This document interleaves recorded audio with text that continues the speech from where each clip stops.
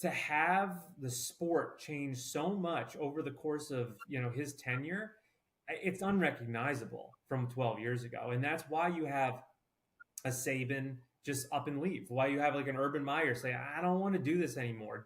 Jim Harbaugh, like, I'm going to the NFL. If I'm going to deal with money and people and players, I'm going to deal with older people who can maturely go through and realize this is a business. I don't have to walk into a 17-year-old, 16-year-old's living room, talk to their parents about how I'm going to help them through this, and then everything just changes because nobody knows what's going to happen. The rules have changed like 6 times in the last 4 years.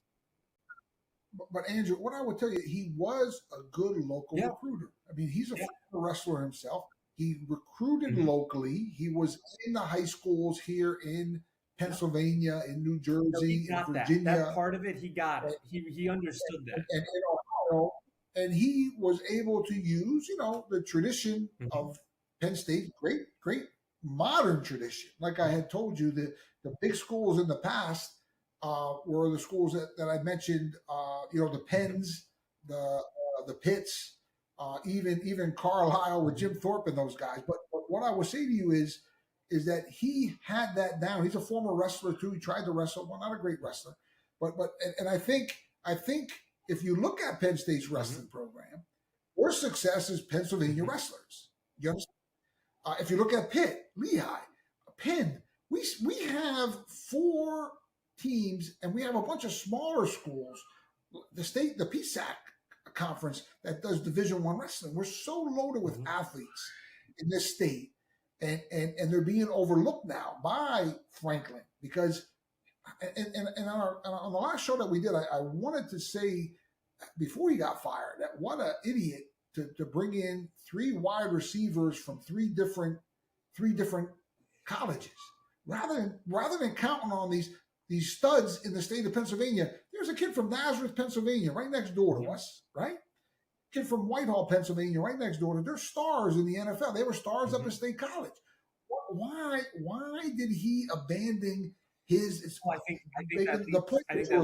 Why did he abandon what was working? Look, there's a saying, and you're going to hear it all the time. If it ain't broke, don't fix it, though. So what I would say to him that was a decision, a coaching decision that he made that he's paying drastically for right now because he got fired. But I would tell you, I think the athletic director should get fired too up in State College because he's the one that forced this money and forced this new system and the NCAA.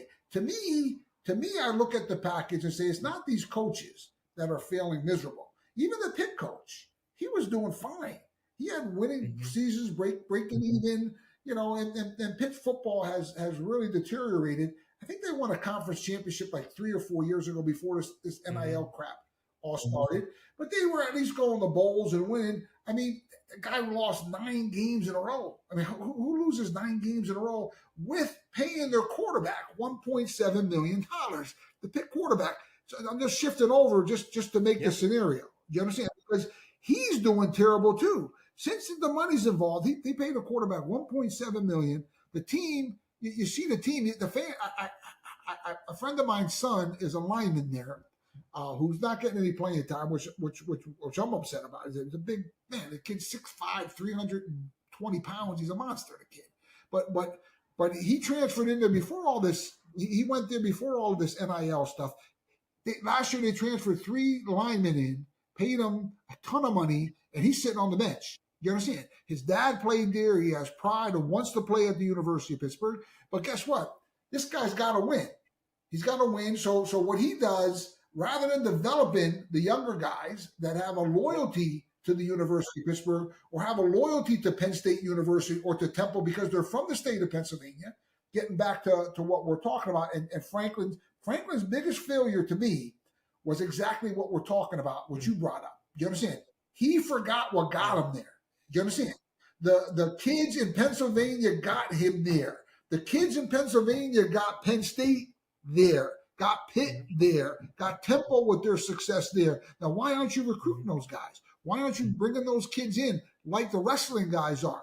Penn State, Pitt, Lehigh and Penn and wrestling, all top 20. Well, everyone knows Penn State's the greatest country in the world, greatest team in the world, and I'm still aggravated with Kale. And I'm going to have a conversation with him eventually about this Japanese kid talking about foreigners coming in and competing and wrestling in the state of Pennsylvania. Come on, that is garbage. But getting back to Franklin, look, he had a winning formula. He pulled himself from a humble career at East Stroudsburg University, an average career at that. He tried to wrestle there, didn't do any good, and he built himself up as a coach, got this job.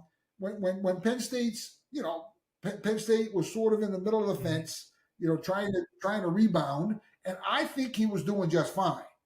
It wasn't broken, but he tried to fix it.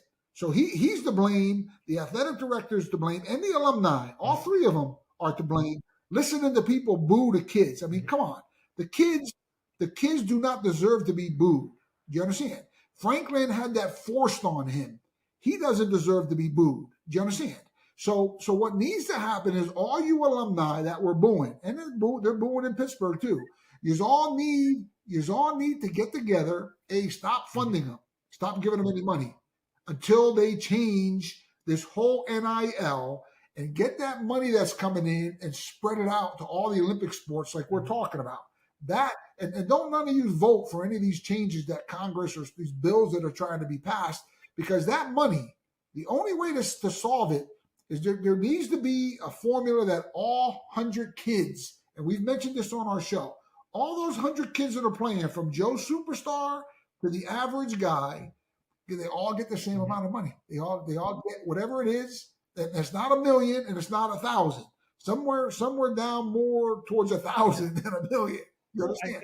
But the thing is, and Andrew, let me just finish this point before you go, because it's the jealousy factor that's also factored in. Now, don't tell me these are all just young guys. They don't have full control of their emotional abilities, and they're practicing. And here's some guy at Pitt to finish. A freshman who ain't getting paid a penny is the starting quarterback. He won 2 games. Do you understand? So these guys are sitting there. They're saying, besides the disruption of what a college kid can do with $1 million on campus, I mean, for God's sake, I mean, there's all kind of garbage. There's all kind of drugs and fun and gambling and all this garbage that's on campus. You name it is there. And you give a kid $1 million on campus, but what they're forgetting about, the other guys are jealous. I mean, you got your backup. You're making $1.7 million at the University of Pittsburgh. Here's a freshman not making a penny, and he's at practice. He's doing all the drills, plays in the fall game and the spring game, and he plays better than the starting quarterback who's making $1.7 million. So in his head, he's saying, "Oh, I'm better than this guy. I can't believe he's making $1.7 million." And guess what? When the time comes, because he's got a chip on his shoulder, he steps in and wins 2 games straight. Do you understand? So, and that's what's going on across the country. All these guys, these backups are going, man, these guys are making how much? Oh, I'm better than him. I hope he stinks. I hope he fails. Are you hearing me? Whereas before the money factor wasn't there, they're cheering for each other. I'm in row. I'm in line. I'm going to have my day. You understand? The guy in front of me is 2 years older than me. I'm going to support every chance I get. I'm going to be on the team. Now it's like, oh, he's making $1 million. I should be making $1 million. I'm better than him. So the whole jealousy factor, and you see, guys that have never competed in sports don't know this. That's what, and say, you know this. I know this because we've been on teams. We have the camaraderie. We have the friendship. We have the loyalty to each other that comes with it's almost like, being in athletics is almost similar to guys like Chuck Bednarik who fought in World War II.